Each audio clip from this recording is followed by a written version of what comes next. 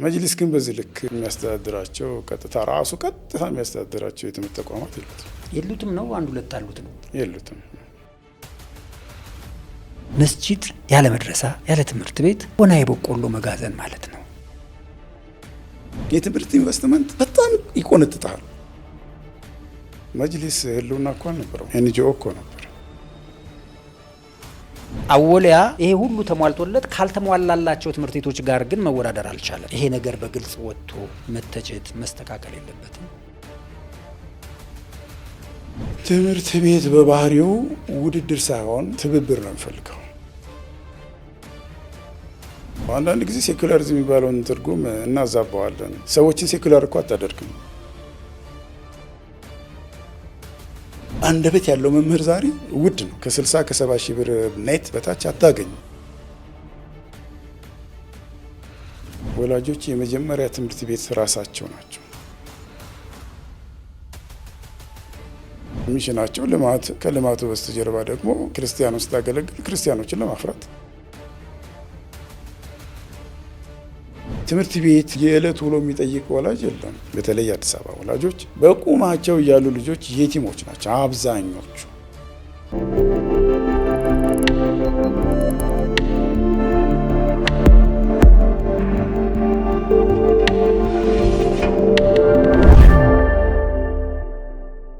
ሰላም አለይኩም ወራህመቱላሂ ወበረካቱ። የጉዳያችን ፖድካስት ተከታታዮች፣ ጉዳያችን ማህበራዊ ክፍተቶቻችንን በግልጽ የምንዳሰስበት፣ የምንወያይበት፣ የመፍትሄ ሀሳቦችን የምንጠቁምበት መድረካችሁ ነው። ዛሬ በሀገራችን ኢትዮጵያ እጅግ አንገብጋቢና የብዙ ወላጆችን ልብ እየሰበረ ስላለ ጉዳይ እንወያያለን። ስለ ልጆቻችን ትምህርትና ስነ ምግባር ወይም ተርቢያ። በሀገራችን በሙስሊሙ ማህበረሰብ የተመሰረቱ እንደ አወሊያ፣ ሰላም መድረሳ፣ አባድር ትምህርት ቤቶች ያሉ አንጋፋ የትምህርት ተቋማት ቢኖሩንም ቅሉ ዛሬ ላይ በጥራት ደረጃ ከሌሎች ተቋማት ጋር መወዳደር አቅቷቸዋል። በርካታ ወላጆች የትምህርት ጥራትን ፍለጋ ልጆቻቸውን ወደ ሚሽነሪዎችና ወደ ተለያዩ የግል ተቋማት ለመላክ ተገደዋል። በዚህ መሃል ግን ታዳጊዎቻችን ማንነታቸውን፣ እምነታቸውንና ስነ ምግባራቸውን እያጡ ነው የሚሉ ስጋቶች በከፍተኛ ሁኔታ እየተሰሙ ነው። በግል የተከፈቱ ጥቂት ትምህርት ቤቶች ደግሞ በክፍያቸው ሰማይ የነካ ነገር ግን ወደ አካዳሚኩ ወደ ተርቢያው ያገደሉ ሆነው ይስተዋላሉ።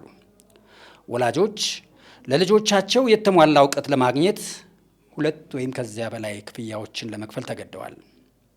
ይህ ችግር የማን ነው? መፍትሄውስ ምንድን ነው?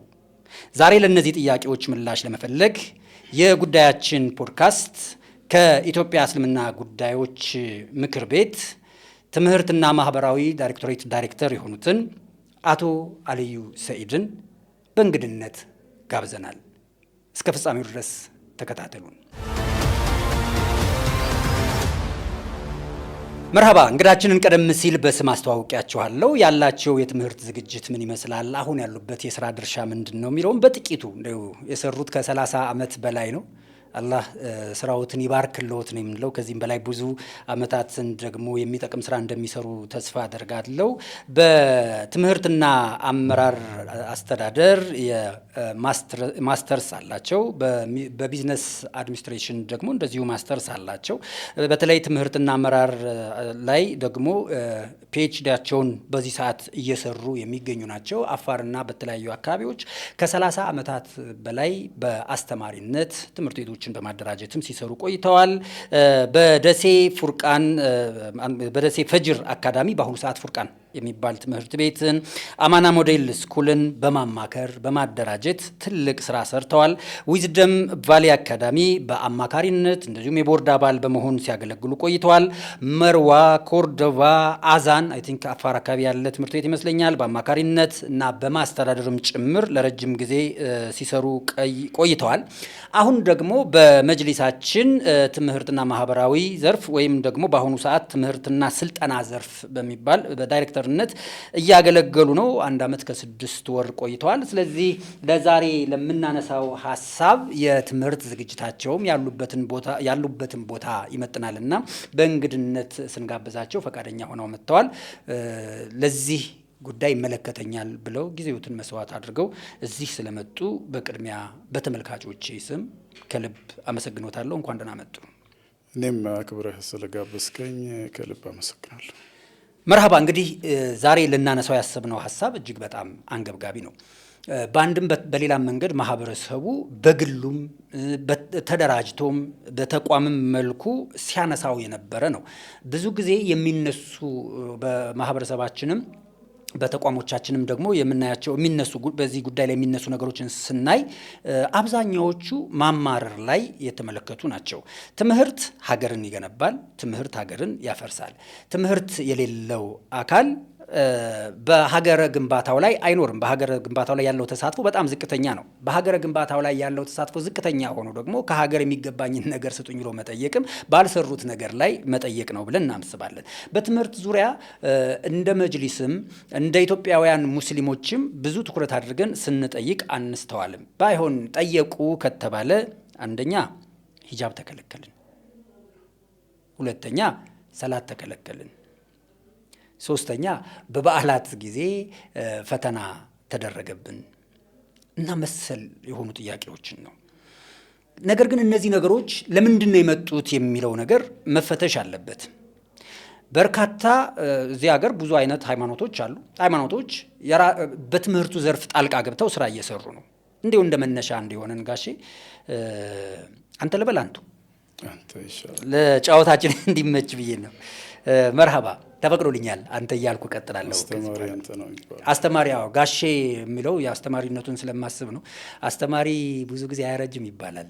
እኔ ማቃቸው ብዙ ጊዜ እኔ ከፍተኛ 7ና ወርስ በተር ያስተማሩኝን አስተማሪዎች በእድሜ የምበልጣቸው እየመሰለኝ ሳያቸው ሳገኛቸው መታደል ነው።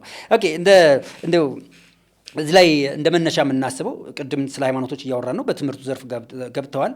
እንዲሁ መጅሊሱ በስሩ የሚያስተዳድራቸው የትምህርት ተቋማት ምን ያህል ናቸው ከሚለው ብንነሳ መልካም።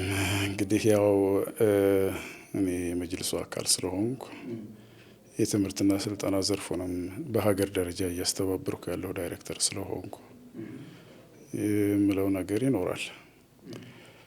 መጅሊስ ህጋዊ ሰውነት አግኝቶ ከተቋቋመ በአዋጅ ከተቋቋመ በኋላ ዳይሬክቶሬቱን በግልጽ መስርቶ አቋቁሞ ተገቢ ባለሙያዎችን በቦታው ላይ መድቦ መንቀሳቀስ ከጀመረ 1 ዓመት ከ6 ወር ሆነን የመጀመሪያው ዳይሬክተር ነኝ። አልሐምዱሊላህ የመጀመሪያ ነው ገና።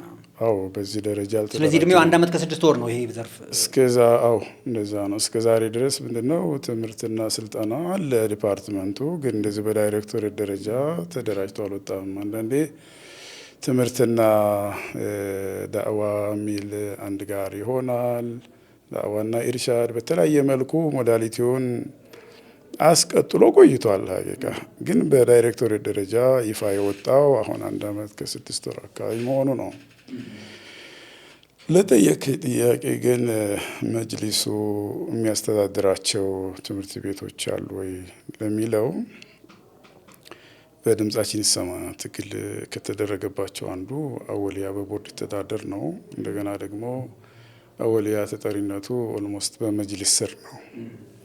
ያም ሆኖ የሚተዳደረው በቦርድ ነው። የተማሩ የተመራመሩ ራሳቸውን ድርጅቶች የሚመሩ ጥሩ ሰዎች ያሉበት የቦርድ ስብስብ የሚመራ ድርጅት ነው።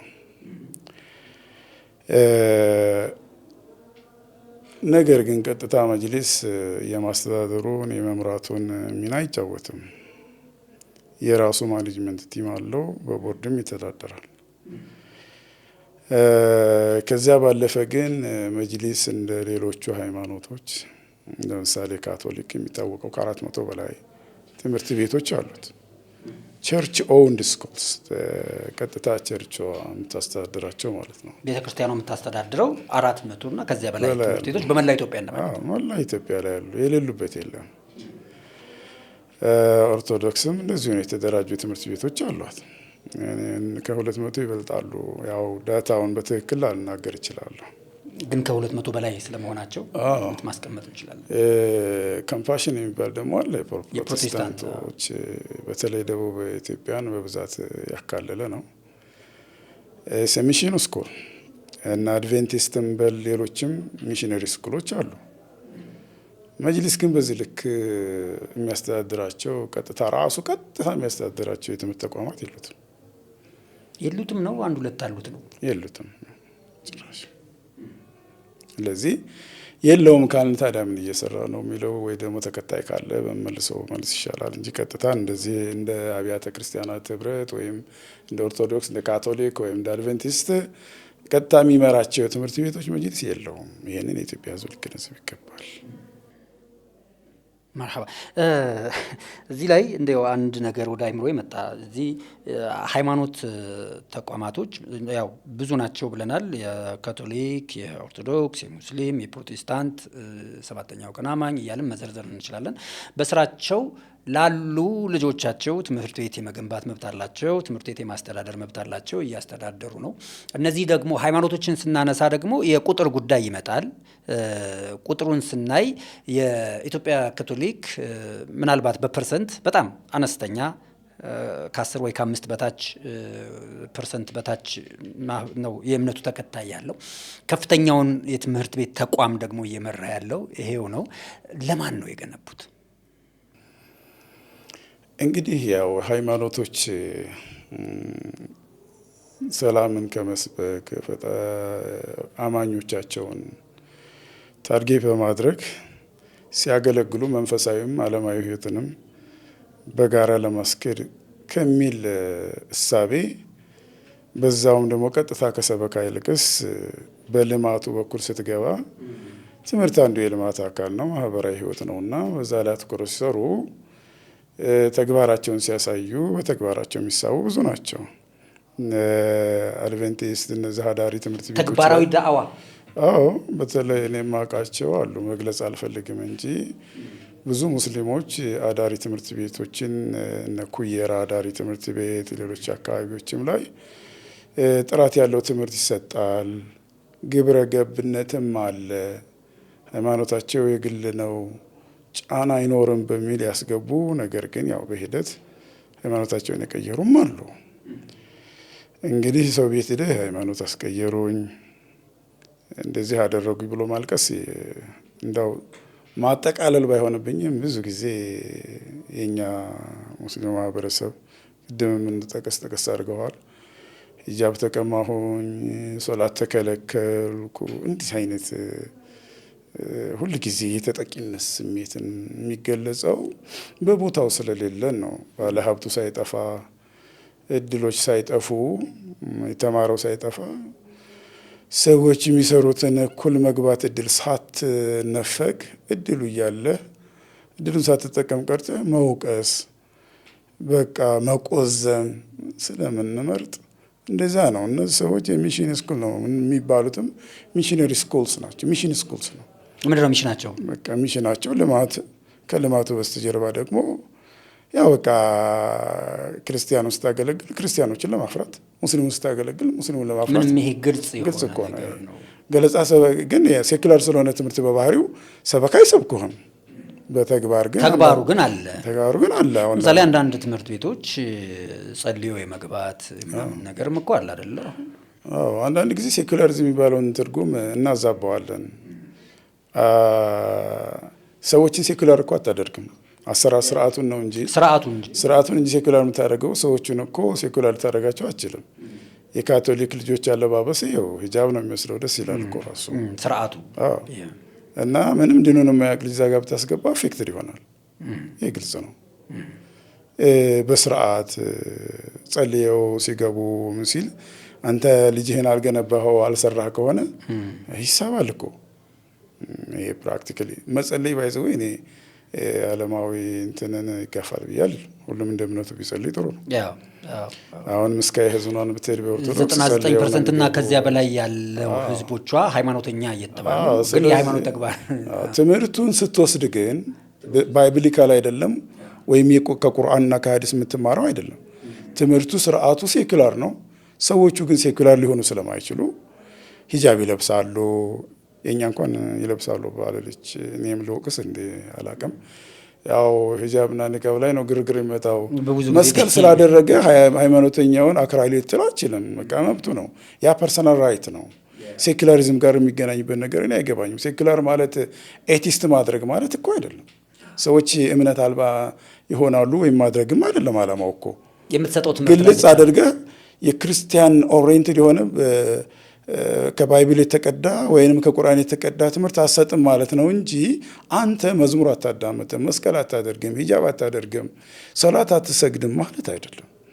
ያ ምንም ነገር ግንኙነት የለውም። ብዙ ጊዜ ሬጉላቶሪ ቦዲዎች ለሱፐርቪዥን የሚሆን ሲመጡ የሚሳሳቱት ነገር ሲሰግዱ ሲያዩ እንዲህ ዓለማዊነትን ሴኩላሪቲ ይጣረሳል። ያ እኮ ያ ፐርሰናል ራይት ነው። ይሰግዳሉ። እኔ በመራሁባቸው ትምህርት ቤቶች ላይ አንድም ቻሌንጅ ገጥሞኝ አያውቅም። ኢዝ ማይ ራይት እሰግዳለሁ።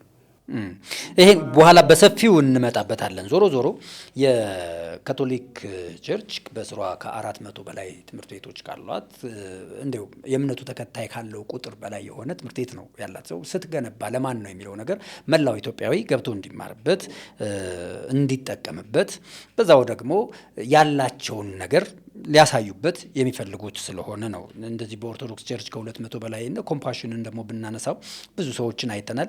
ለቦርዲንግ ስኩሎችን ስንመለከት በተለይ ከአይነ ስውራን ጋር የተያያዘ እንዲያው በቅርብ ትንሽ የተፍጨረጨረ ያለ አብደላ ብን መክቱም እዚህ ማንሳት ተገቢ ስለሆነ ትምህርት ላይ። ከዛ ቀደም ግን ብዙ ሰዎች ሃይማኖታቸውን ቀይረው ወጥተዋል። አስገድደዋቸው ነው አይደለም የሚለው ነገር ውስጥ ጣልቃ አንገባም። የሆነ ሆኖ ግን ያ ነገር የኛ ተቋም ስላልነበረው ወደዛ አማራጭ መስጠት ስላልተቻለ ወደዛ የተኬደበት መንገድ ለማየት ነው። ለማን ነው የሚለው ነገር ለመላው ኢትዮጵያውያን ከፍተዋል። መጅሊሳችን ለመላው ኢትዮጵያውያን የሚሆን ትምህርት ቤት የመክፈት እቅድ ለምን የለውም የሚል ነገር ለማንሳት ነው ይህንን ወደዛ ሄድኩት። ዞሮ ዞሮ እስቲ ቀጥታ ለእንደ መንደርደሪያ ነው እስካሁን ስንገባ የነበረው። ቀጥታ ወደ ጉዳያችን እንግባ። ጋሻሊ፣ ዛሬ ላይ በርካታ ሙስሊም ወላጆች በትልቅ ቁጭት ውስጥ ናቸው። በሙስሊሙ ማህበረሰብ ስም የተቋቋሙ ትምህርት ቤቶች እንደና አወሊያ ያሉት አሁን በስም ስለምናውቃቸው እነ ሰላም የመሳሰሉት አሉ። ከጊዜ ወደ ጊዜ የትምህርት ጥራታቸው እያሽቆለቆለ፣ መምህራቶቻቸው በደሞዝ ማነስ ምክንያት እያማረሩ፣ ተወዳዳሪነታቸው አሳሳቢ ደረጃ ላይ ደርሷል።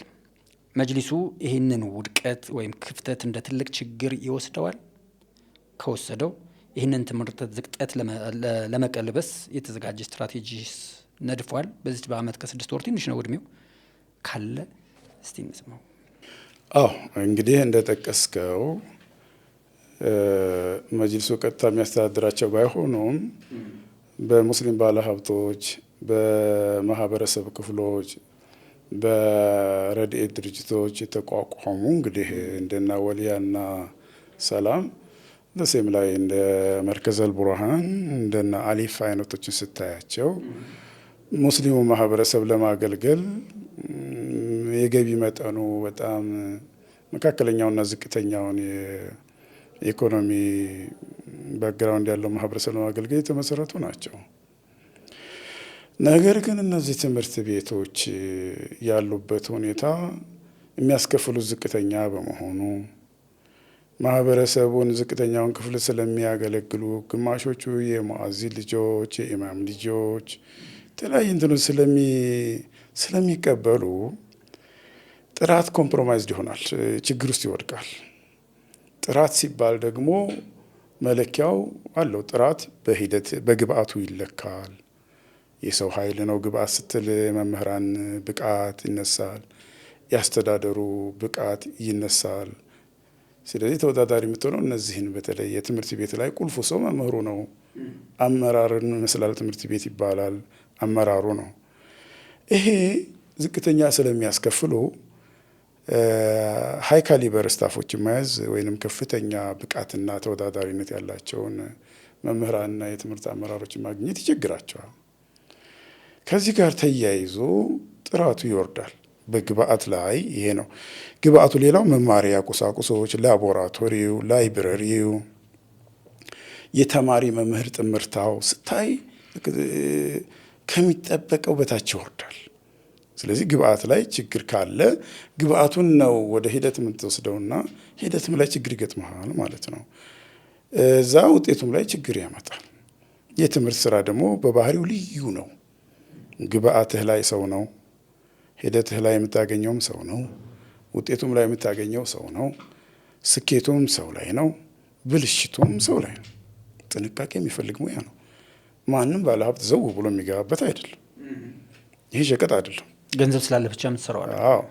እና ታዲያ መጅሊስ ይሄን ሁሉ ችግር ተመራጭ አይደሉም። በምንም በቀጥታም ሆነ በተዘዋዋሪ መንገድ የእኛ አሁን እነዚህ የጠቃቀስናቸው ብቻ ሳይሆን ሌሎችም በቃ ሙስሊም ኦን ትምህርት ቤቶች ላይ ጠንካራ ትምህርት ቤቶች የሉም እያልኩ ግን አይደለም።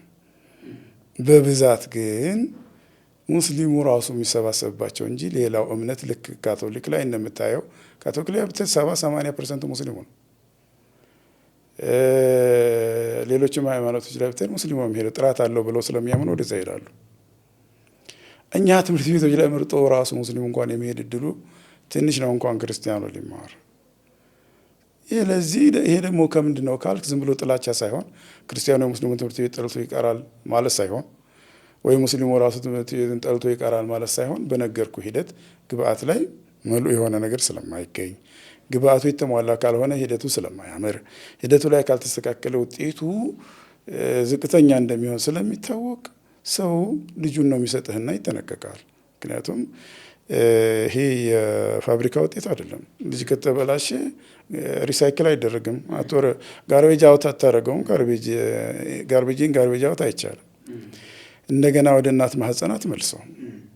እንደገና ወልዳው ትምህርት ቤት ሊገባ አይችልም። ከተበላሸ ተበላሸ ነው። ህትመት እኮ ነው የምታትመው እዚህ ላይ ነው። ካበላሸው አበላሸው። ስለዚህ ይሄ ስለሚሆን ጥንቃቄ ያደርጋሉ እና ብዙ ተመራጭ አይደለንም። የቸገረው ነው የሚገባው። ዝቅተኛው ኢኮኖሚ ማህበረሰብ የሚገባባቸው ናቸው። ወይ በነፃ ወይ ግማሽ ክፍያ ብቻ የሆነ ነገር ለማገልገል ብለው ነው ትምህርት ቤቶችም ያን የሚያደርጉትና በሌለ ነገር እንላቸዋለን። ስለዚህ ተመራጭ አይደሉም ነው። መጅሊሱ እዚህ ላይ ምን አደረገ? ትምህርት ቤቶች ሲከፍት ህልም የለውም ወይ የሚለው ጥያቄ ግን መልስ አለው። 1 ዓመት ከ6 ወር ኦልሞስት የዳይሬክቶሬት እና የትምህርትና ማህበራዊ አገልግሎት ዳይሬክተር የስራ መመሪያዎችን አጸድቆ በየክልሎቹ ሁሉንም ኢትዮጵያን አስተዋውቀናል። ስልጠናዎችን ሰጥተናል። ሁሉንም ኢትዮጵያ ክፍሎችን አስተዋውቀናል። እንደውም አንዳንዶቹ እየገረማቸው እንዴ መጅሊስ ደግሞ ከመቼ ወደ ትምህርት ላይ ሊሰራ ጀመረ እየገረማቸው፣ አንዳንዶቹም ለምርጫ ቅስቀሳ ምንመጣ የሚመስላቸው ነበሩ። ፕሮፌሽናል ትሬኒንጎችን ሲያዩ ግን ትንሽ ይቅርታ ይጠይቃሉ። ከዛ የስራ መመሪያውን አስተዋወቅን። የስራ መመሪያው እንግዲህ ከየት ወደ የት የሚል ሮድ ማፕ ነው። በዛ ላይ ደግሞ መጅሊስ አጠቃላይ በቁርጠኝነት ተነስቷል። ሀቂቃ ሰው የፈለገውን ትርጉም ሊሰጥ ይችላል። ያ እኔ አሁን እሱ አይመለከተኝም። ተስፋ አለ የሚል ነገር ግን እየነገርኩህ ስትራቴጂክ ማኔጅመንት ዶክመንት የ5 ዓመት ስትራቴጂክ ማኔጅመንት ዶክመንት ተዘጋጅቷል መጅሊሱ። ከዛ ስትራቴጂክ ማኔጅመንት አንዱ ትልቁ ፒላር ዋናውን የያዘው ትምህርት ነው። ጥራት ያላቸው ሞዴል የሆኑ ትምህርት ቤቶችን በመደበኛውም መደበኛ ባልሆነው ፕሮግራምም ኦል ኦቨር ኢትዮጵያ ለማስፋት ፕላን ይዟል። አዳሪ ትምህርት ቤቶችን ደረጃቸውን የጠበቁ አዳሪ ትምህርት ቤቶች፣ መደበኛ የሆኑ ትምህርት ቤቶች በየማዕከሉ የመክፈት ባለሀብቶችን ደግሞ የማጠናከር አሁን ለጊዜው እየያዘዋል እየተከተልን ያለው ሞዳሊቲ ምንድን ነው?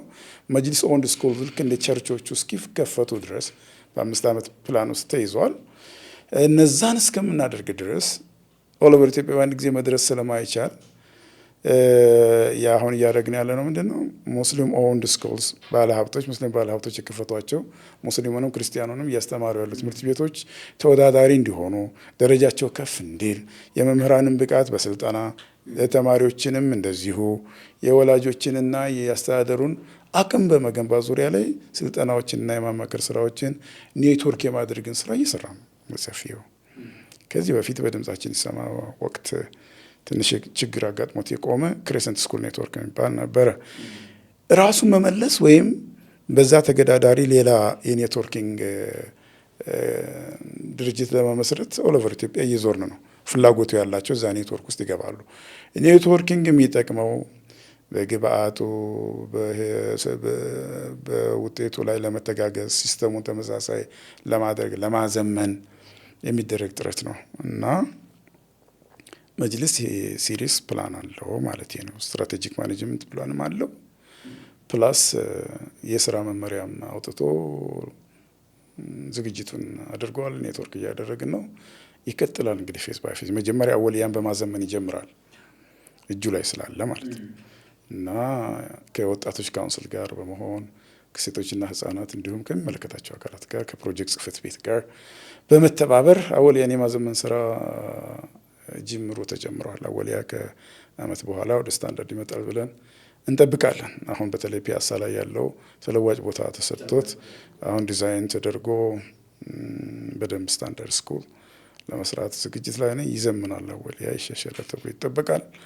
እስካሁን ድረስ ግን ተመራጭ ያልሆነባቸው ምክንያቶች በቃ ኮሚኒቲውን ያገለግላል በአግባቡ ገቢ ስለማያገኝ የተለያዩ ችግር ጥራት ያላቸው ብቃት ያላቸውን መምህራን ገበያው ስለሚወስድባቸው ተወዳዳሪ ተገዳዳሪ ስላልሆነ ተዳክመዋል። ሌሎች ደግሞ ዝርዝር ጥናት ሲፈልግ የሚታይ ሆነው ተመራጭ ያልሆኑበት አብዛኞቹ ከዚህ ጋር የተያያዘ ነው፣ ከጥራት ጋር የተያያዘ ችግር ነው የሚል እይታ አለኝ። ለማንኛውም መጅሊስ ተዘጋጅቷል ነው እንደ ዳይሬክቶሬት የኛ ዝግጁ ነው፣ እየሰራም ያለ ይሄን ነው። ሌትም ቀን አልዘገይም።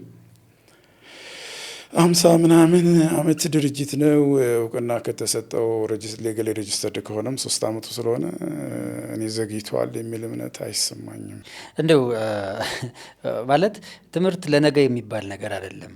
አወሊያ ከመጅሊስ አንጻር ሲታይ በእድሜ ይበልጠዋል። በእድሜ የሚበልጠው ተቋም አለ። ያንን አደራጅቶ የተሻለ ለማድረግ እንቅስቃሴ ማድረግ ጊዜው አሁን ነበረ ወይስ ከዚህ በፊት ነበር? ለምንድን ነው ሌሎች ትምህርት ቤቶች ተመሳሳይ ሀገር ውስጥ ነው የምንኖረው፣ በተመሳሳይ ኢኮኖሚ ውስጥ ነው ያለ ነው፣ በተመሳሳይ አስተሳሰብ ውስጥ ነው ያለ ነው ብዬ አስባለሁ። ያ ሆኖ ግን ሌሎች ትምህርት ቤቶች ተመራጭ ሆነው የራሱን እምነት ተከታዮች ሲወስዱ ይሄኛው ከዛ ያነሰ የሆነበት ምክንያት ምንድን ነው? ለጉዳዩ ትኩረት ባለመስጠት፣ ባለመፈለግ፣ ባለመስማማት ምን ይመስላል? እስካሁን እንዲሁ እንደዚህ ይሄ እኔ ዘግይቷል ብዬ ስለማስብ ነው። ይቅርታ፣ አንተ አሁን ከተቋቋመ መጅሊስ አንጻር ነው የምታየው። እኔ መጅሊስ ብዬ ሳስብ መጅሊስ ከነበረበት ጊዜ አንጻር ነው የማየው። በዛ ሰዓት ለምሳሌ ለትምህርት ትኩረት ይሰጡ የነበሩ አባቶች እኮ ነበሩን። ሀጅ ሳኒን ማንሳት እንችላለን ምናምን እንደዚህ አይነት ነገር። እኔ እንዲሁም አንድ ምናልባት መረጃ ካለ ወንጂ ስኳር ፋብሪካ አካባቢ አንድ መስጂድ አለ። ያን መስጂድ ማህበረሰቡ የገነባው መስጂድ ነው።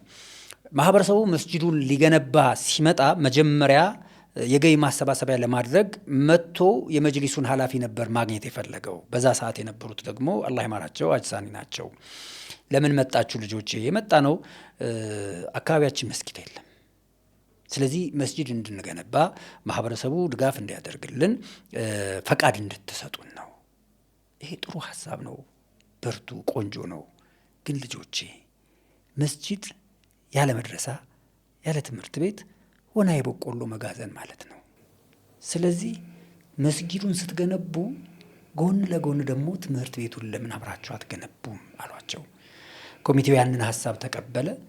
እኔ ዛሬ 9፣ 10 ወይ 11 ዓመት አካባቢ ሄጄ ስጎበኘው እስከ 8ኛ ክፍል የሚያስተምር ትምህርት ቤት አለ። ያን ጊዜ ለትምህርት ትኩረት የሚሰጡ አባት ነበሩ። ከዚያ በኋላ መቼ ነው የቆመው? ለምንድን ነው ከሌሎች ጋር ተፎካካሪ መሆን ያልቻለው? ሀሳቤ ገብቶ ከሆነ ከሆነ መልስልህ እንደው ተመልሶ እንደሆነ ራስህ ተመብቃለሁ አላ ላይ ይሄ ሲገባኝ ሲስተምስ ቲንኪንግ የሚባለው አሰራር ስርዓት መልስ ሲሰጥ ነው። ግለሰቦች ላይ ሲንጠለጠል ግለሰቦች ጥረት ላይ ይቆማል። በስርዓት ላይ ሲስተም ላይ ሲንጠለጠል ግን ሲስተሙ ይዘልቃል። እኔ እስከገባኝ ድረስ መጅሊስ ህልውና እኮ አልነበረውም። ኤንጂኦ እኮ ነበር፣ እያሳደሰ ነው። ፖለቲካ እንትን ማስተናገጃ መድረክ ነበር፣ ያው ይታወቃል። ሲፈልጉ ያድሱላል፣ ሲፈልጉ እምቢ ይሉሃል። ህልውና የሌለው ራሱ ተቋሙ እንኳን ሌሎች ተቋሙ የነ ሀጂ መሐመድ ሳኒ ሀቢብ ረህመቱላህ አለይህ ጥረት ወይዘሮ ሲህንንም ለማቋቋም ሰበብ ሆኗል። ረህመቱላህ ረህመቱ ዋሳ እንደ ግል ካየህ ማለት ነው። ሸዋበር ደሴ ላይ ከወይዘሮ ሲህን በፊት የነበረ የሙስሊም ትምህርት ቤት አለ፣ አሁንም አለ።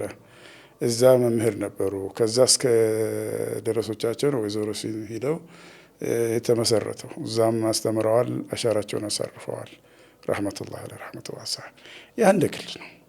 መጅሊስም እዚህ እንዲደርስ ጥረት አድርገው እዚህ ያደረሷቸው ናቸው። ረህመቱላህ ረህመቱ ዋሳ ግን ያው ሲስተሙ ቢልዳፕ ሆኖ ድርጅቱ ህጋዊ እውቅና አግኝቶ ያንን የሚያስብበት እንደ ሌሎቹ ቤተ ክርስቲያን እንደነዚያ የሚመራበት ህጋዊ እውቅናም ሆነ የገቢ ምንጭ ስላልነበረው በተወሰነ ጊዜ የሆነ ነገሮች ተቋቁመዋል።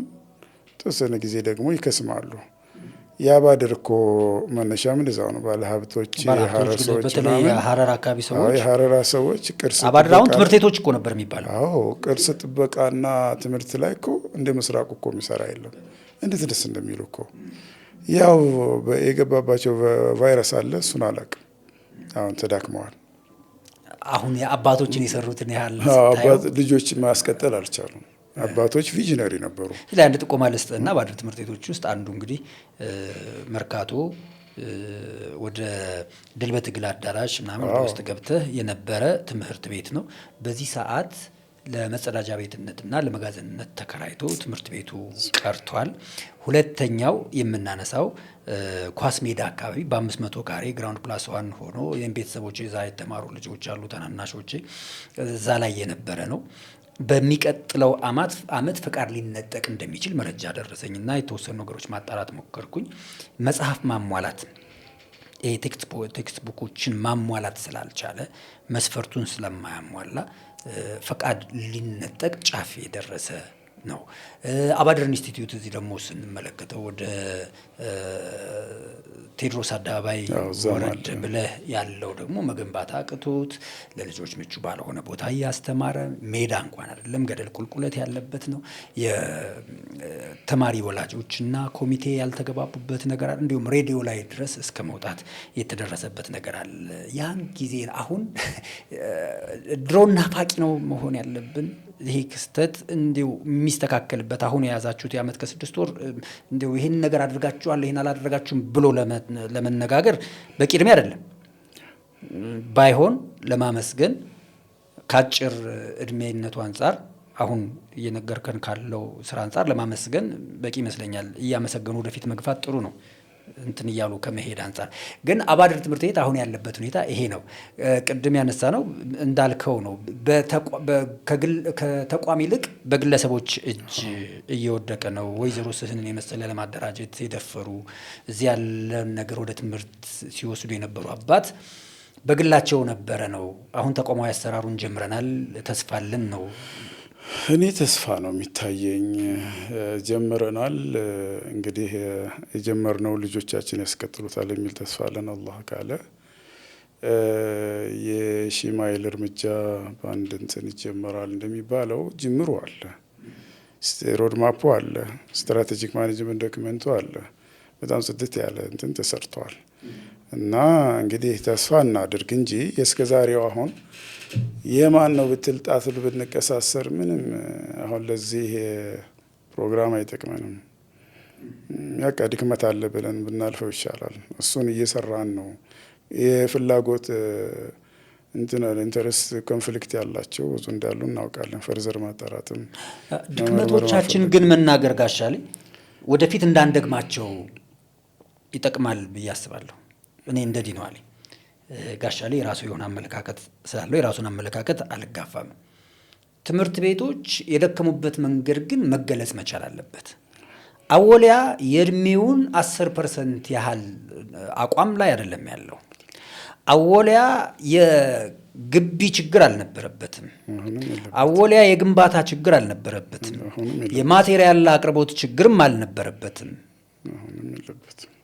ይሄ ሆኖ ሳለ ግን አወሊያ ይሄ ሁሉ ተሟልቶለት ካልተሟላላቸው ትምህርት ቤቶች ጋር ግን መወዳደር አልቻለም። ይሄ ነገር በግልጽ ወጥቶ መተቸት መስተካከል የለበትም። ማን ነው ለዚህ አንካሳነት ያበቃው? እኔ አንካሳነት ነው የምለው። ለዚህ አንካሳነት ያበቃው ማን ነው? ይቅርታም እኮ መጠየቅ አለበት አንዳንድ ጊዜ። ያ ነገር ካልሆነ ግን በዚሁ የማንቀጥልበት ምክንያት አይታየኝም። ያጠፋ ይቅር ይባላል፣ ግን ተጠያቂ መሆን መቻል አለበት። እዚህ ላይ እንዴት ነው የምናየው? አወሊያን ሰላም መድረሳን ብንመለከት እድሜ ጠገብ የተሟላ ግንባታ እኔ አሁን ወልዲያ ላይ ዞሬ አይቼ ሰላም መድረሳን የሚያክል የተሟላ ትምህርት ቤት ያለ አይመስለኝም። ግን አሁን ሰዎች ሲቸገሩ ብቻ የሚገቡበት እየሆነ ነው። የሆነ ቦታ ላይ ስህተት ሆን ብለው ሳይሆን ሳያስቡት የተሰራ ስህተት የለም ወይ? አለ። ቀጥተኛ መልስ ባልሰጥህም ችግር አለ። ኦልሬዲ አወሊያ በመጅሊስ ስር ይደጎማል። ባይዘው ይደጎማል ነው ቃሉ። እንግዲህ 5000 ምናምን ተማሪዎች አሉት። አዎ ደከም ያለ ክፍያ የሚያስከፍሉትን ያክል ያስከፍላሉ። ነው 2000 ምናምን አካባቢ ነፃ የሚማሩትም አሉት። አይታሞችም የአብደላህ ኢብኑ መክቱም ቦታዎች እንደዚህም የሚሰራቸው ጥሩ ነገሮች አሉ። እንግዲህ አወሊያ ራሱን የቻለ የሚል ዳይሬክሽን አለ። ቀጥታ የምነግርህ ነገር ባይኖርም ያ ዳይሬክሽን ግን አሁን የምንለውን ነገር እስከ መቼ ይደጎማል? ለምን ራሱን የማይችለው የእድሜውን ያክል አገልግሎት የማይሰጠው ለምንድን ነው የሚለው ጥያቄ አሁን ያነሳው ጥያቄ በመጅሊስም በእኛ ፕሮግራምም የተያዘ ጉዳይ ነው። ወደ አንዱት ሶርሶች ዘወር ብሎ ይመልከት እና እሱን አሁን የወልሰውም በአካል አይቻለሁ፣ አይተናል፣ ጎብኝተናል። በጣም ያማልላል ይዞታው። ነገር ግን ሀብቱን በአግባቡ መጠቀም ላይ ግን ችግር አለ። ስለዚህ አሁን ያንን ቦታ ያንን ሀብት ይዞ ግን ድጎማ ላይ ነው እና ምንድነው እኔ እንደ ጥቅል አወሊያ ብቻ ሳይሆን ሌሎቹም የሙስሊም ተቋማት ሲገባኝ የኮሚኒቲ ዴቨሎፕመንት ሞዴል አለ ABCD የሚባል አሴት ቤዝድ ኮሚኒቲ ዴቨሎፕመንት የሚባል ሞዴል አለ። አሴት እጅህ ላይ ሀብት አለ። አሁን ስናወራ ነበር። መሬት አለ፣ ግንባታው አለ፣ የሰው ኃይሉ አለ። ምንድን ነው ታዲያ ውጤት ማምጣት ያቃተው ካልክ እንግዲህ አሴት ቤዝድ ኮሚኒቲ ዴቨሎፕመንት ወደ ራስህ መመልከት ነው። ያለህ ከሌለህ ይበልጣል ነው ይሄ ሞዴል የሚለው። ጎደለን የሚባለው ነገር ለማሟላት መጅሊስ የሚደጉመውን ገንዘብ ለማሟላት የጎደለውን እንጂ የሚናገረው ያለውን ሀብት አሟጦ መጠቀም ላይ ችግር እንዳለ በደምብ ሳሳው ባለን ኦብዘርቬሽን አይቻለሁ። ያም ቢሆን አይ ድርጅቱ ለምን ይሄን ሆነ የሚለውን እያጠና ነው መጅሊስ። ሀቂቃ ኮሚቴ አዋቅሯል፣ ስትራቴጂ ዲዛይን አድርገዋል፣ ስትራቴጂክ ፕላን አሰርቷል። ራሱ አወሊያ በፊቱ አይደለም ሙከራ ላይ ናቸው። ሀቂቃ ጉዞ ላይ ናቸው፣ ለውጥ ላይ ናቸው። ቦርድ አለው፣ ዝም ብሎም አልተለቀቀም እና ወደ ስታንዳርድ እንዲመጣ ይሄ አዲሱ አሁን እሱም ግንባታ በጀት ተመድቦለት እንትን ሊባል ዲዛይን ተደርጎ በአግባቡ እየተሄደ ነው።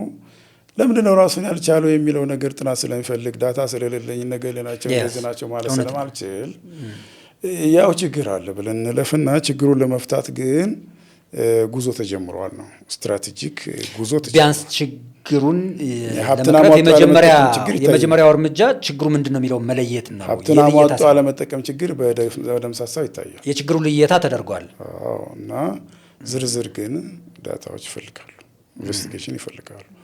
አሁን ሱፐርቪዥን ድጋፍ ወይም ኢንስፔክሽን ሌሎች ነገሮች አልተደረጉም። ባይዘወይ መጅሊስ ቀጥታ የሚመለከተው ስራ በቦርድ ስለሆነ የሚተዳደረው በአሰራር ስርዓቱ ደንብ በአዋጁም የጸደቀው ኦዲትና ኢንስፔክሽን የሚባል ፕሮግራም አለው። ዋናውን መጅሊስ ራስን እንዲህ አንቆ የያዘ ኦዲትና ኢንስፔክሽን የሚባል ዲፓርትመንት አለ። እስካሁን ኦዲት ሲባል ሰው የሚያውቀው የገንዘብ ጉድለትና ትርፍነት ማየት ነው። ይህ ነው ኦዲት ሲባል ሰው አእምሮ ይመጣ ነው። ፕሮግራም ኦዲት ማተርስ ሞስት ፕሮግራም ኦዲት ነው ዋናው። መማር ማስተማሩ ጥራቱን ትለካዋለህ፣ ኦዲት ታደርገዋለህ። ጥራት ለማምጣት ግብአቱን ትለካለህ። አግባብነት ያለው ግብአት ተሟልቷል የለም ካልክ ስለ ጥራት አታስብም። አንዱ ጎደለ፣ አንድ ሶስተኛው ጎደለ ማለት ነው። ሂደቱ ላይ ደግሞ የሰው ኃይል በአግባቡ ያንን የመፈጸም አቅም ያለው አለ ወይ ብለህ ካል እዛ ግብአቱ ላይ የለም ካልክ ሂደቱን የሚያስፈጽም አቅም እንደሌለ ታውቃለህ። ሂደቱም ከደካማ መሆኑን ካወቅክ ዋናው ደግሞ ሂደቱ ነውና ሂደቱ ላይ ደግሞ በጣም ደካማ ከሆንክ ማስፈጸም አቅም ካቃተህ ውጤት የለህም ማለት ነው። ኢህአዴግ ካድሬዎች የሚሉት ነገር ነበር። የፖሊሲ ችግር የለብንም፣ የሀብት ችግር የለብንም፣ ችግራችን የመፈጸም ችግር ነው። የአፈጻጸም ችግር ከሌለ ደግሞ ታዲያ ምን የፖሊሲ ቢኖር እኮ ሼልፍ ላይ ራሱ አይሰራም። መፈጸም ካልቻልክ ወረቀት ነው በቃ ያንተ አይደለም ማለት ነው። እዛ ተጽፎ የተቀመጠ ኮፒ ፔስት አድርገዋል ማለት ነው። ዳውንሎድ አድርገህ ጠርዘህ አስቀምጠዋል ማለት ነው። ያንተ አይደለም ማለት ነው። የሚበላህን አያክም፣ ችግርህን አይፈታም ማለት ነው።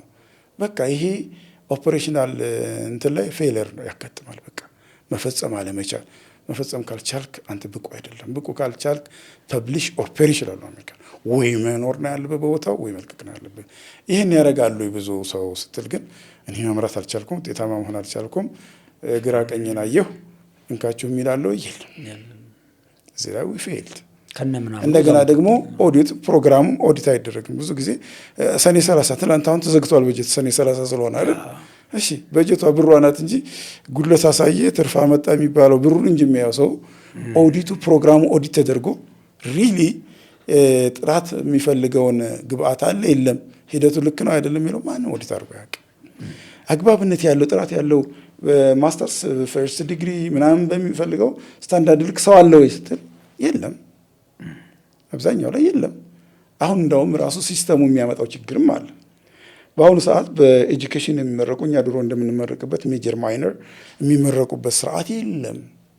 ማንኛውንም ዲግሪ የተመረቀን ሁሉ በቃ እስቲ ይሄን ኮንሰፕት ይኸውና አስተምር ተብለህ አይተህ ነው ይሄ ይሻላል እያልን ነው የምናስገባው። ምርቱ የለም።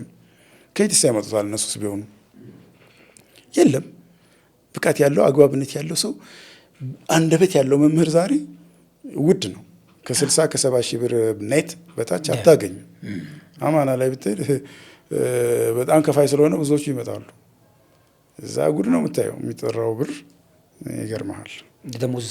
አለ አቅም ያለው ሰው ተደራድሮ ነው ባርጌኒንግ ፓወሩን ከፍ አድርጎ ነው የሚመጣው። ሌላው ግን ይሄ ስራ ያጣው ውዳቂው እዛ ይገባል። ገብቷል። ብሪጅ ኦኩፔሽን ያደርገዋል። መሸጋገሪያ ቀበሌ ገብቶ መሬት አስተዳደር ገብቶ እስኪዘርፍ ድረስ አንተ ጋር መጥቶ ተማሪዎችና እየቀለደ ይሄዳል። አንተም ተቀጥረዋለህ። ሌላ አቅም ያለውን ስለማታገኝ ያን ጉፋፊውን የማይረባውን ተቀጥራለህ። በቃ አለቀ። ኢንሻአላህ ማሻአላህ እያለ ለአንተ ፊት እያስመታ ይሄዳል። በቃ ያስተምር፣ ጸጥታ ያስከብር። አላህ አለም። አሁን አስተማሪና ጸጥታ አስከባሪ ከባድ ነው። ክፍል ውስጥ ጸጥ በሉ፣ ዝም በሉ፣ ዚፕ ዮር ማውዝ፣ ኖ ሳይድ ቶክ የሚል ትእዛዝ የሚያበዛ እንጂ ያለው ፕሮፌሽናል ሆኖ የተማሪዎችን ስነ ልቦና ገዝቶ የመማር ፍጥነታቸውንም ማስተሳሰባቸውንም ስፔሻል ኒዳቸውንም ስታይላቸውንም ለይቶ ብቁ ንቁ መምህር ማግኘት በዚህ በደካማው ክፍያና ዝግጅት ስለማይመጣ ያም አፌክት ያደረገ ይመስለኛል። የምታገኘው የከፈልከውን ያህል ነው። አዎ ሳትከፍል ውጤት ኢንቨስት ሳታደርግ ሃርቨስት አታደርግ። አንድ መምህር በደንብ ኢንቨስት ብታደርግበት እሱን ብሎ ተከትሎ የሚመጣ ብዙ ነው። እኔ ለምሳሌ አማናን ሳቋቋም በቃ ከቴሌቪዥን በላይ በእኔ ኮኔክሽን የመጣው ነው ብዙ። ቢካዝ የሚፈልገውን ያውቃላ። ያስተማርኳቸው ተማሪዎች ያውቃሉ። ራሴን እየኮፈስኩኝ አይደለም። ሰው የሚያምነውን ይፈልጋል። ለማመን ደግሞ ውጤት የሚያይበትን ነው የሚያምነው። የሚያምነውን ይፈልጋል። ሰርቶ የሚያሳየው የሚያምነውን ይፈልጋል። ስለዚህ ሰርቶ የሚያሳየውን ይፈልጋል። ለዛ ሰርቪስ ኳሊቲ ክፈል ብትለው አይኑን አያሽም። አማና ስንጀምር እኮ ያንን ብር የሚመጣላችሁ ይኖራል አሉ። ትምህርት ቤቶች ሶሻል ክላስ አላቸው። ባይዘው ይታወቃል።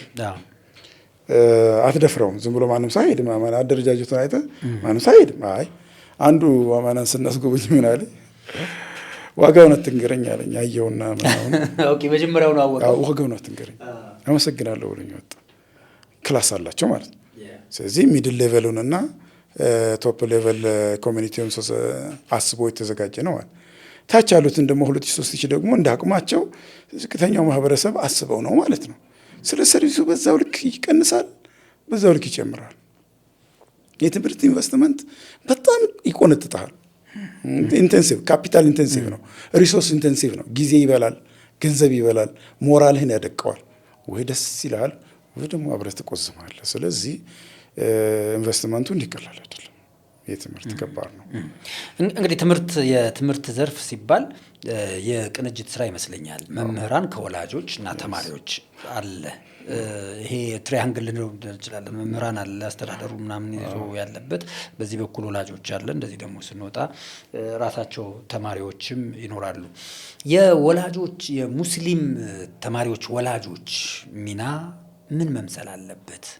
አሁን ላይ እየተመለከትን ያለነው ነገር ተማሪው ደከም ሲልበት ብድግ አድርጎ የሆነ ትምህርት ቤት ውስጥ መውሰድ፣ ከዛ እንደገና በአካዳሚክ ጎበዝ ሆነልኝ ግን ተርቢያው ደግሞ አነሰብኝ ብሎ ደግሞ ተርቢያ ያለበት የተባለበት ቦታ ብድግ አድርጎ የመውሰድ ነገር ከዚያ ከፍ ሲል ግን በሙስሊሞች የተቋቋሙት ትምህርት ቤቶች በጣም ደካሞች ስለሆኑ ለልጄ ስለማይመጥ ነው ይሉና ወደ ሚሽነሪ ትምህርት ቤቶች መውሰድ ደግሞ ይበዛል። ምናልባት አንተ ለትምህርት በጣም ቅርብ ስለሆንክ ስለምታየው በሚሽነሪ ትምህርት ቤቶችን መጥራት ባያስፈልገንም የምናውቃቸው ትምህርት ቤቶች በብዛት የሚማሩ ሙስሊም ተማሪዎችን ነው የምንመለከተው። አንድ ገጠመኝ ልንገርህና የተማሪዎች የወላጆች ሚና ምን መሆን አለበት የሚለውን ትነግረኛለህ። በድሬዳዋ አንድ ትምህርት ቤት ውስጥ ልጁን ለማስተማር የሆነ የሙስሊሞች ትምህርት ቤት አለ። አሁን እኛ ጋር አንዱ ትልቁ ችግር ደግሞ ይሄ ትምህርት ቤት የሙስሊሞች ነው፣ ግን የሙስሊሞች የእነንትና ብሎ ይሄ አላረ ለሴክት ማውጣት እንትን የሚል ስሙን መጥራት ስለማልወድ ነው። እንደዛ ትሆንብኛለች ብሎ የካቶሊክ ቸርች የተመሰረተ ትምህርት ቤት ውስጥ አስገባ። በዓል ነበረ፣ የገና በዓል ፕሮግራም አክብራ ስትመጣ ልጅቷ ምንም ያደረገችው ነገር የለም። ኖርማሊ ግን መስቀል ያለው ቲሸርት ነበር የለበሰችው። ተማሪዎች አንድ አይነት እንደሚለብሱት ለብሳ ነው የመጣችው እና ወላጅ ተቆጣ። እንዴት ከፍዬ የማስተምርበት ትምህርት ቤት ብሎ ሄዶ ለመክሰስ ሞከረ። ነገር ግን መጣህብን እንጂ አልመጣንብህም የሚል ምላሽ ተሰጥቶታል።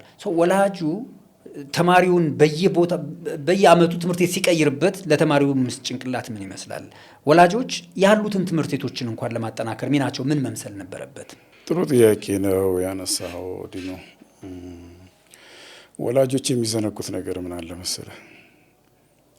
ወላጆች የመጀመሪያ ትምህርት ቤት ራሳቸው ናቸው። አልኡሙ መድረሰቱ ለአውላዳው ከማ ቃለ ነቢዩ ዐለይሂ ሰላቱ ወሰላም። እናት ናት አይደለ እንደ የመጀመሪያዋ ትምህርት ቤት። ልዩነታችን እኮ መደበኛ ሰርቲፊኬት፣ ዲግሪ፣ ዲፕሎማ፣ ማስተርስ፣ ፒኤችዲ እንለያያለን ተምረናው ዲሲፕሊኑን እንጂ እነሱ ደግሞ ባይ ዲፎልት መምህራን ናቸው። ይሄ ጥሩ አይደለም ታው፣ ይሄ ጥሩ ነው ይሄን ተግብረው ታው ታይ ሲሉ እኮ እያስተማርክ ነው፣ ጋይድ እያረክ ነው። ስለ ተርቢያም ካነሳ የመጀመሪያዋ ሙረቢ እናት ናት፣ ራሱ አባት ነው።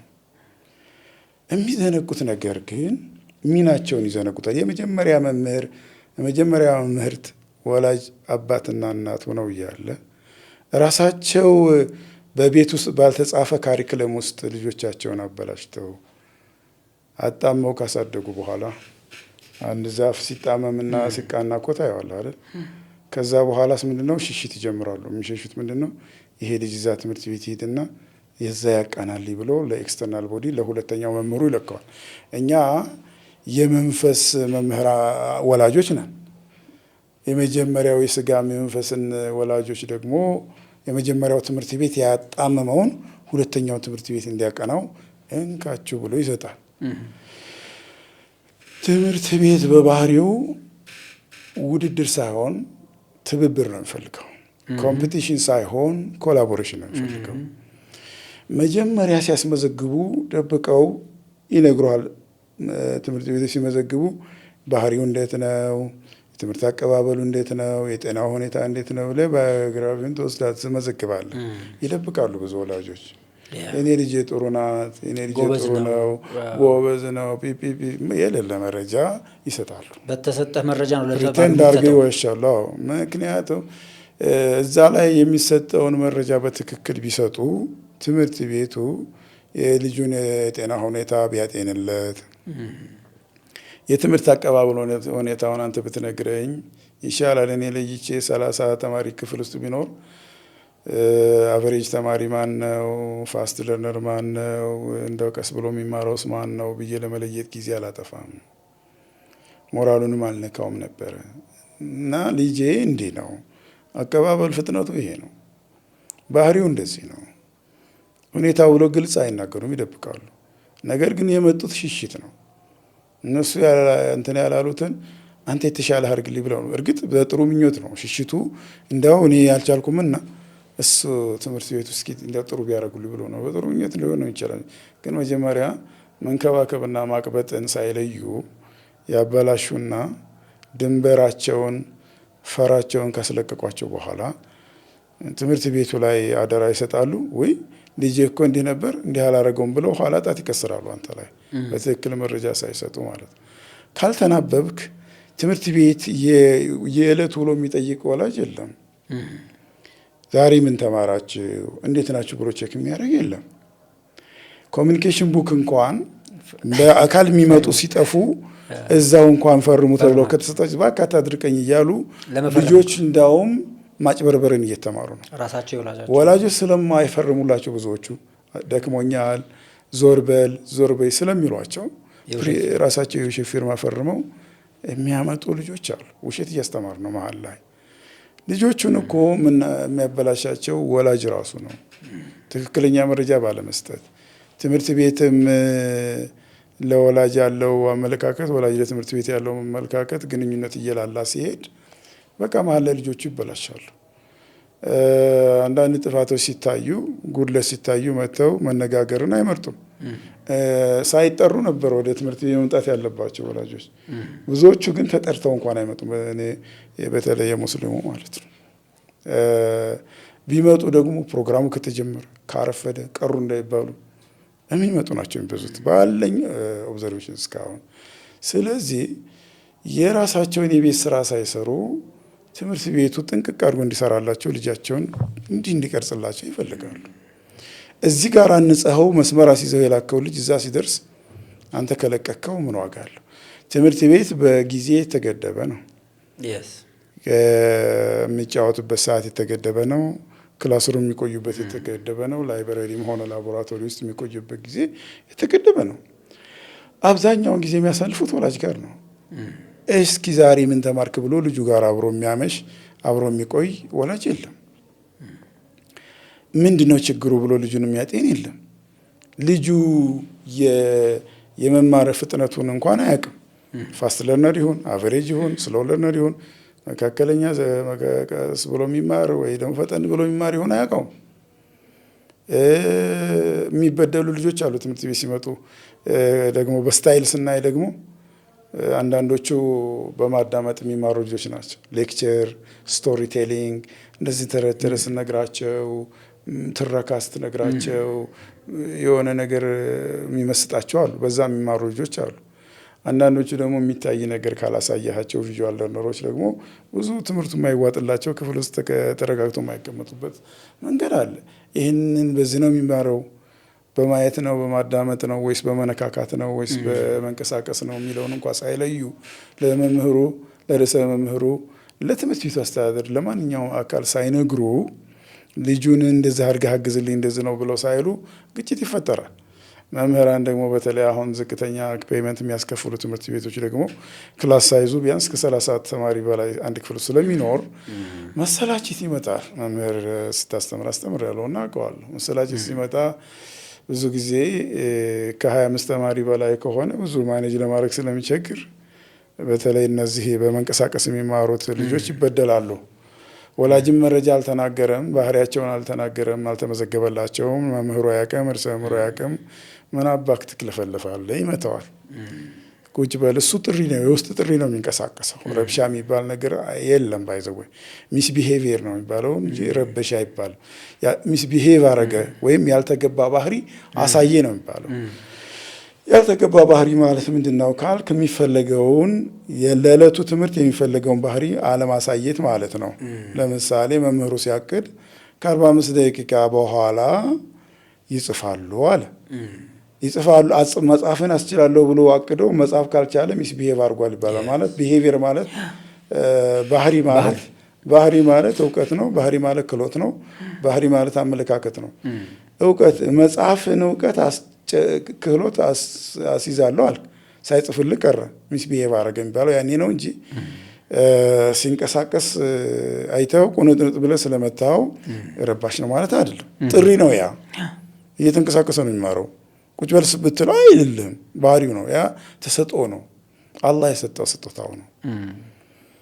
አንዳንዱ ደግሞ ላቦራቶሪ ስታስገባው በፈጣን ሁኔታ ላፕቶፑን ከፋፍተህ ገጣጥመህ እንደገና አድርገህ አምጣ ብትለው ያደርግልሃል። ካይነስቴት ታክታይል ለርነር ተሰጠው እንደዛ ነው። በሌክቸር ቁጭ በልና አዳምጣ ብትለው ምን አልኩ ብትለው ምንም ላይ ይችላል። ተግባር ነው፣ በዛ ነው የሚማረው፣ ተግባር ነው የሚፈልገው። ስለዚህ በተግባር መማር የሚፈልገውንም አንድ ክፍል ይዘህ ፈጠን ብለህ ስትናገር የሚገባውንም ልጅ አንድ ክፍል አጉረህ ቀስ ብሎ ስደጋግምለት የሚገባውንም ልጅ አሁንም አንድ ክፍል ውስጥ አሽገህ በባህሪ ተቃራኒ የሆኑ ተማሪዎች ፍላጎት ያላቸውን አንድ ክፍል ውስጥ አሽገህ ባህሪያቸውንም ሳትናገር ደብቀህ ትምህርት ቤቱ ልጄን አበላሸው ይሰራል። መጀመሪያ የቤት ስራውን ወላጅ አልሰራም፣ ልጁን አያውቅም። አብዛኞቹ ወላጆች ልጆቻቸውን አያውቋቸው። በተለይ አዲስ አበባ ወላጆች በቁማቸው እያሉ ልጆች የቲሞች ናቸው አብዛኞቹ።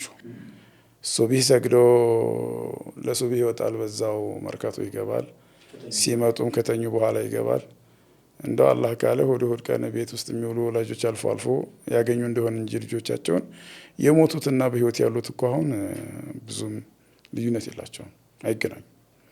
ለዛ ነው ልጆች የኮሚኒኬሽን ቡክ ላይ የሚፈርምላቸው ስለሌለ ወይ ታላቅ ወንድማቸው ይፈርማል ወይ ራሳቸው ይፈርማሉ። የውሸት ዓለም ይኖራሉ።